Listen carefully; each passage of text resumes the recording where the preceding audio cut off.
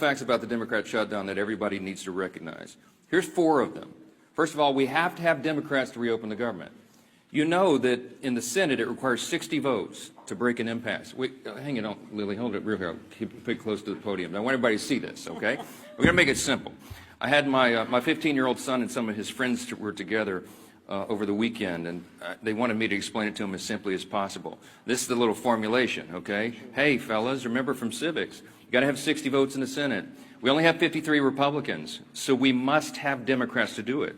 The Democrats are out trying to claim that this is all on Republicans because we control the government. We don't control the Senate without 60 votes, so you have to have them. Now they've voted 13 times, those Senate Democrats, counting the House and the Senate together, they voted 13 times to keep the government closed.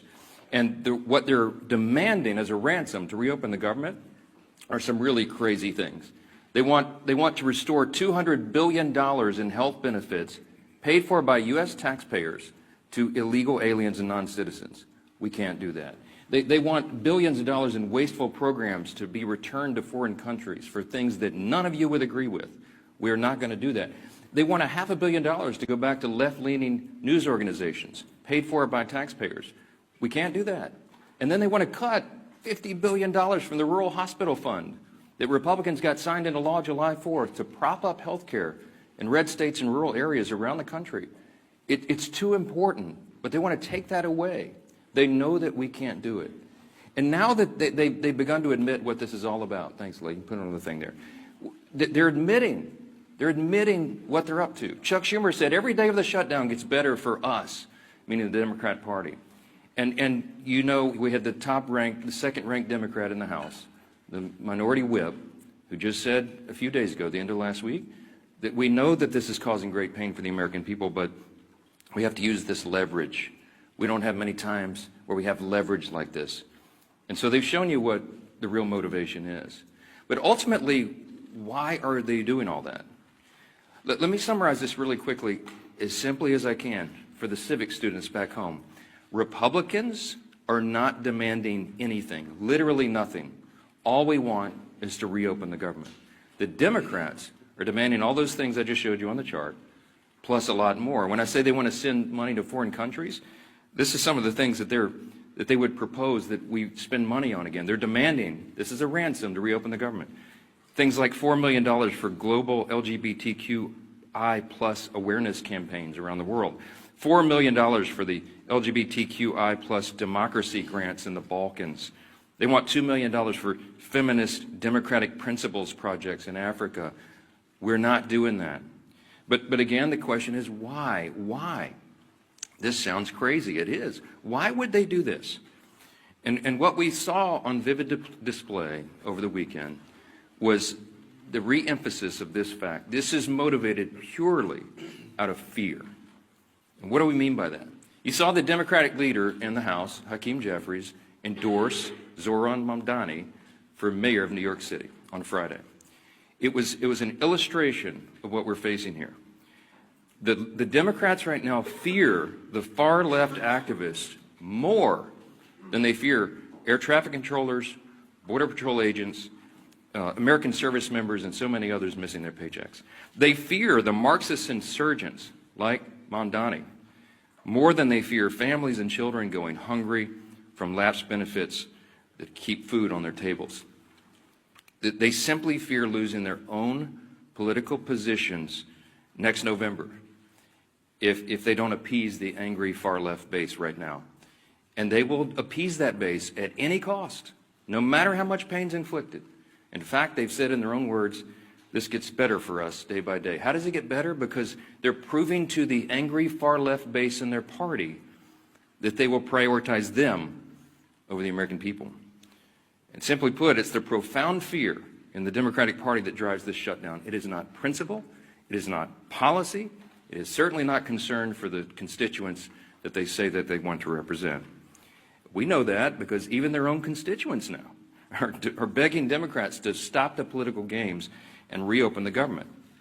Just yesterday, the largest union of federal workers, the very people that the Democrats claim that they fight for, came out publicly and urged the Democrats to join the Republicans in passing the House's very simple short-term funding bill.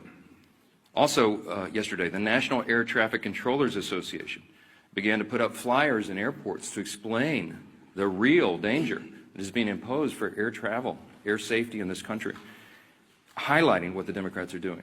So I just want to say this simply to our Democrat colleagues. You have an off-ramp now. You painted yourself into a corner, but here's your off-ramp. The unions, the largest unions, are saying, please do this. You can claim that as cover and say that you had to do it. Reopen the government. Get it working for the people. It's our #1 priority and responsibility as members of Congress. But Senate Democrats have refused to do it for almost a month now. I've said it over and over. Republicans have done our job. We passed the clean short-term funding extension to keep the lights on and pay all these workers and our troops and fund programs like SNAP and WIC that Americans need and rely on. And in the meantime, Republicans have been working very hard around the clock every day of this Democrat shutdown to do our best to reduce the pain for our constituents. In our districts, we got a video running over here just showing some highlights of what all the House Republicans are doing and have been doing for the last few weeks. Out in their districts, they're trying to help Americans navigate the crisis that the Democrats have created with their selfish political decisions. Here's a few more examples this morning we wanted to highlight. In Montana, Congressman Troy Downing, these are all Republicans doing work back home. He's met directly with his TSA officers and air traffic controllers who continue to show up to work while Democrats keep the government closed. In New York, Congresswoman Nicole Malliotakis has been working around the clock, hand in hand, for example, with her local national park officials to organize community cleanups and maintain our public lands, doing the work Democrats left behind as park rangers and visitors' staff remain furloughed under their shutdown. In Sullivan County, Indiana, and down in South Texas, you have Congressman Mark Messmer and Brian Babin. They've strategized with rural hospital leaders to ensure that these communities are able to access that $50 billion rural hospital fund, by the way, that the Democrats want to defund. This is the very funds that the Democrats worked hard to kill in their counterproposal to reopen the government. In South Carolina, Congresswoman Sherry Biggs has been meeting with her small business owners who continue to serve their communities, many of whom are already feeling the benefits from Republicans' work to deliver no tax on tips. We did that in the big, beautiful bill, the Working Families Tax Cut. It's a wildly popular measure that, by the way, every Democrat voted against. In Oregon, Congressman Cliff Bentz is meeting with his air traffic officials as they wait on Democrats to reopen the government and deliver the federal funds they need to expand that region's critical air travel infrastructure. And here in Washington, the work has gone on in earnest as well. People keep commenting to me, you look so tired on TV. I am so tired because we're not sleeping a lot. We're working overtime. Here in Washington, our House committees have continued to conference together and do all the work we can to ensure legislation is ready for the floor for action as soon as we get back to legislative session. The House also continues to carry out its essential oversight duties. And you'll be reporting on this all day, but the Oversight Chairman James Comer released a blockbuster report now on the Biden auto pen presidency. And this report includes 47 hours worth of transcripts and testimony revealing that every executive action signed by the auto pen without written authorization from President Biden should be voided. This is an unprecedented situation in American politics and government. The actions of President Biden simply were not all his own actions. And there are major implications to that, including all the pardons that he signed. But don't get me started. Okay, on Friday, the Energy and Commerce Chairman, Brett Guthrie, these are all Republican actions, he launched a bipartisan investigation into the NBA's handling of betting and illegal gambling allegations following the recent shocking reports that raised questions and integrity concerns. And as we covered last week, the House Oversight Committee also delivered its third batch of files from the Epstein investigation, now totaling 43,000 pages and documents, pieces of evidence, including personal flight logs, financial ledgers, daily calendars, and diaries of Epstein himself. Republicans are here in Washington, and we're out in our district, fanned out across the country, doing good work on behalf of the people we serve and represent. And what are the Democrats doing? You've seen it. They're posting TikTok videos. They're bragging about using the American people's pain as their political leverage.